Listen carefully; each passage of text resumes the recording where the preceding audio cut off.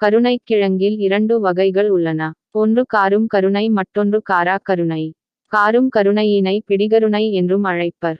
வாரத்தில் ஒரு முறை கருணைக்கிழங்கினை சாப்பிட்டு வருவதன் மூலம் நம் வயிற்றில் உள்ள அமிலச் சுரப்பை சீராகிறது மற்றும் பசியின்மை குணமடைகிறது. கருணை கிழங்கு எலும்புகளை வலிமையாக்கும் சத்து கொண்டதாக இருக்கிறது. எலும்புகள் வலு குறைவாக இருக்கும் குழந்தைகள், வயதானவர்கள் கருணை கிழங்கை வாரம் ஒரு முறை சாப்பிடுவதால் எலும்புகள் வலிமை பெறும்.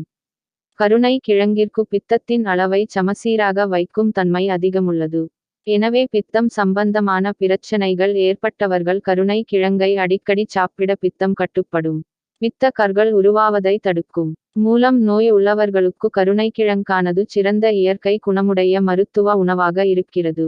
மலச்சிக்கல் மற்றும் குடலில் உள்ள புண்கள் உள்ளவர்கள் தினமும் ஒரு வேளை கருணை கிழங்கினால் சமைக்கப்பட்ட உணவினை சாப்பிடுவதன் மூலமாக குடலில் ஆசனவாயில் உள்ள புண்களை விரைவில் ஆற்றுகிறது. இந்த கிழங்கில் உள்ள துவர்ப்புச் சுவை இரத்த குழாய்களைச் சுருங்கச் செய்கிறது.